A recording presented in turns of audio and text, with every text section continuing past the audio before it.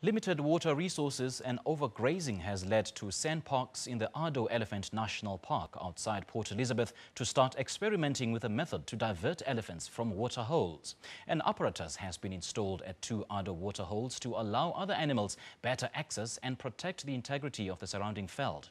The measure is part of the park's strategy to manage limited water resources, vegetation diversity and an increasing elephant population.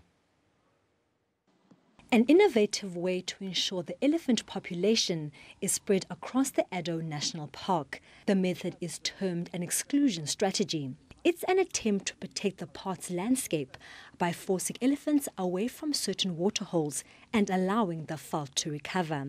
Electrified strands are hung from a wire fence to deter the elephants, who then sense danger and move away.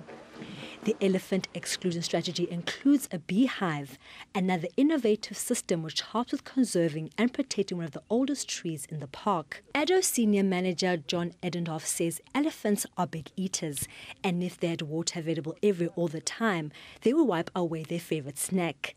This then has a detrimental effect on other animals in the park.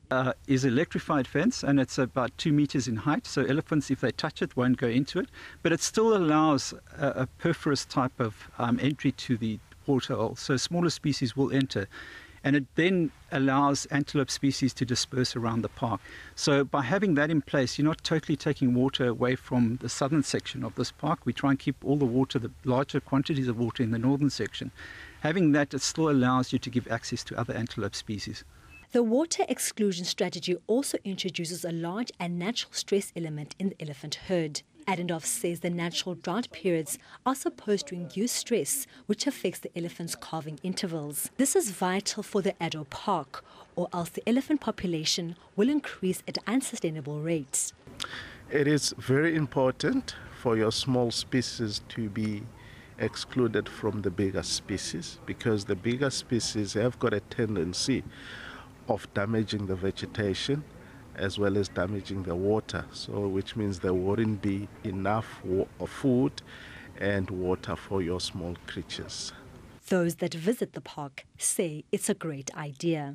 I think it's important to consider the implications for the overall reserve and not just for one species. And I think if they're doing that to preserve vegetation, because if the vegetation gets damaged, obviously we're going to have a problem in the long run with the ecosystem. So for me, it is a good idea, as sometimes we have some of the trees that are disappearing in the park. So elephants, they are sometimes destructive.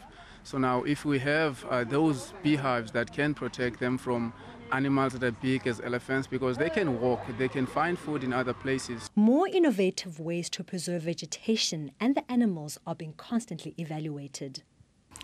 Rangers at the Addo Elephant Park say that constant monitoring and evaluation of the project is very important.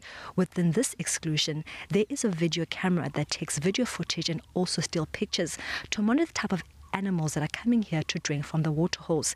It's also here to ensure that large herbivores don't come into this exclusion, and also to see and make sure that rare species utilize these waterholes. Lerato Tipa, SABC News, Port Elizabeth.